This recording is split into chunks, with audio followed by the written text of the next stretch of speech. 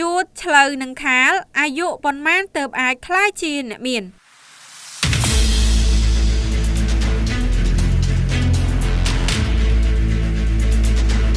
តើអ្នកកំពុងរងចាំមើលថាតើពេលណាទើបលាភសំណាងធ្លាក់មកដកដៃមែនទេតាមទំនាយហោរាសាស្ត្រចិនបានទាយទុកថាម្ចាស់ឆ្នាំទាំង3នេះនឹងមានឱកាសក្តោបក្តាប់ទ្រព្យសម្បត្តិមហាសាលនៅក្នុងវ័យដូចនេះ1ឆ្នាំជូតសម្រាប់អ្នកកើតឆ្នាំជូតមាសប្រាក់នឹងរត់មករកអ្នកក្នុងអំឡុងវ័យ28ឆ្នាំ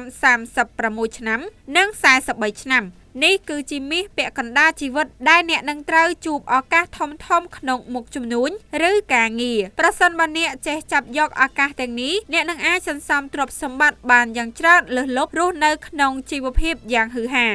2ឆ្នាំឆ្លូវក្នុងចន្លោះអាយុ25ឆ្នាំអ្នកអាចនឹងជួបឧបសគ្គឬកំហុសឆ្គងខ្លះៗដែលជាមេរៀនជីវិតប៉ុន្តែអ្វីៗនឹងប្រែប្រួលទាំងស្រុងនៅក្រោយវ័យ30ឆ្នាំអ្នកនឹងក្លាយជាមនុស្សដែលមានភាពនឹងណនិងពោរពេញដោយសមត្ថភាពរហូតទទួលបានការទុកចិត្តខ្ពស់ពីថ្នាក់លើលាភសំណាងរបស់អ្នកគឺអំណាចនិងបុណ្យស័ក្តិដែលនាំមកនូវទ្រព្យសម្បត្តិយ៉ាងងាយស្រួលបំផុត3ឆ្នាំខាលអ្នកកើតឆ្នាំខាលគឺជាមនុស្សដែលមានដួងរាសីខ្ពស់តាំងពីវ័យ25ឆ្នាំដែលជាវ័យចាប់ផ្ដើមរកឃើញផ្លូវមាសផ្លូវប្រាក់ប៉ុន្តែចំណុចកំពូលនៃជីវិតគឺស្ថិតនៅក្នុងវ័យ33ឆ្នាំនិង41ឆ្នាំក្នុងវ័យនេះលុយកាក់នឹងហូរចូលដោយទឹកបាក់ទំនប់ធ្វើឲ្យអ្នកក្លាយជាអ្នកមានមហាសាលចាយវាយមិនចេះខ្វះខាតឡើយសូមបញ្ជាក់ថានេះគឺជាការទូទាយបែបហោរាសាស្ត្រដើម្បីជាកម្លាំងចិត្តភាពជោគជ័យពិតប្រាកដកើតចេញពីការខិតខំប្រឹងប្រែងនិងការចេះចាប់យកឱកាស